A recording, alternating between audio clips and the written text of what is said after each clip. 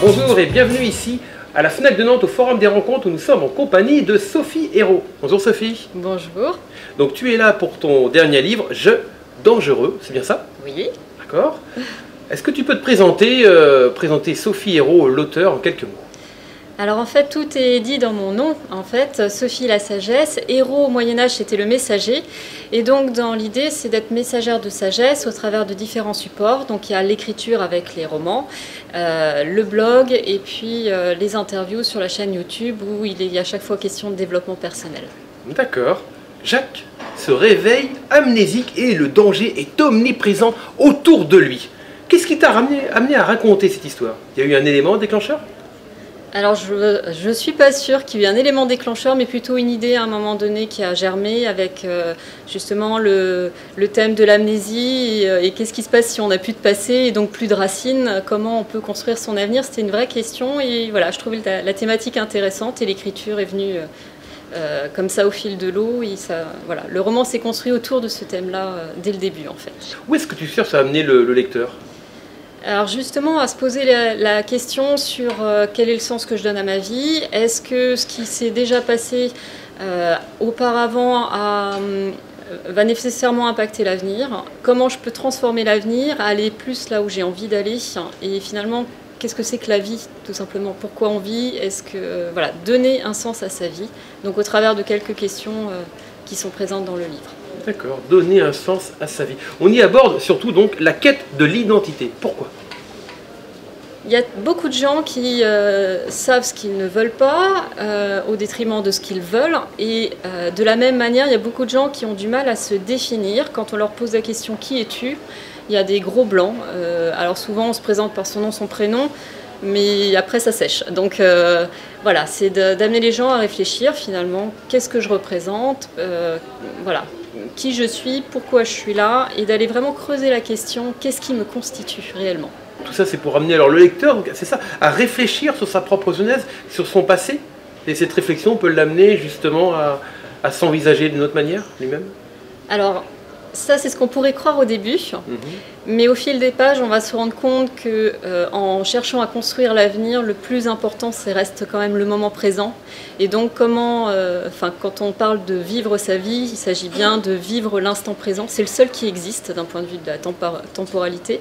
Donc voilà, c'est de ramener les gens à chaque fois à l'instant, et l'instant va construire l'avenir de toute façon, et s'appuie sur ce qui a déjà été passé, mais voilà, le plus important reste l'instant présent, donc c'est bien de ramener les gens à se reconnecter à ça.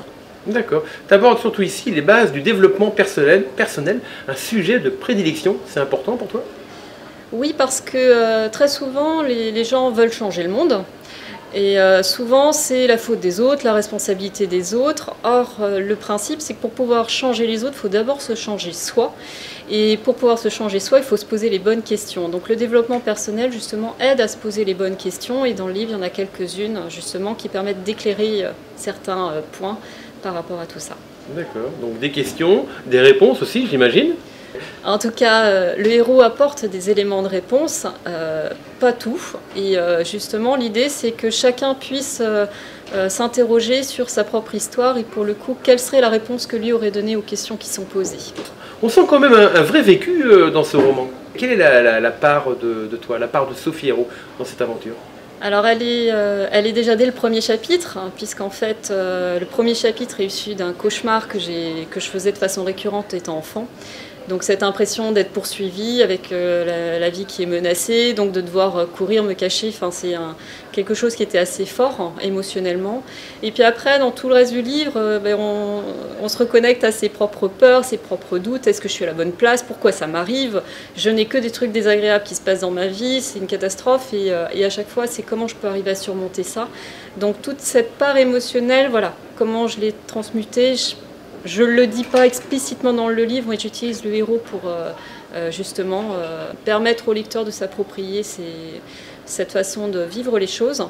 Et puis après, c'est toute une philosophie et c'est ça que j'avais envie de transmettre dans le livre. Donc c'est plutôt comment je perçois l'avenir. Bon, Jeux dangereux, un roman avec du vécu. Où est-ce qu'on peut le retrouver?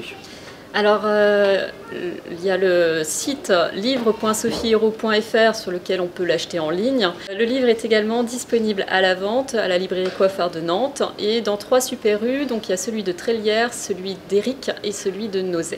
Beaucoup de points de vente ici dans le département, mais également dans le monde entier par ton site internet Livre Sophie Héro, c'est ça? Livre.sophiehero.fr, tout à fait. D'accord. Un dernier mot de la fin? Bah, achetez-le. Il est super bien, achetez-le. Bon, eh ben on a tous été convaincus. Merci Sophie. Merci à vous.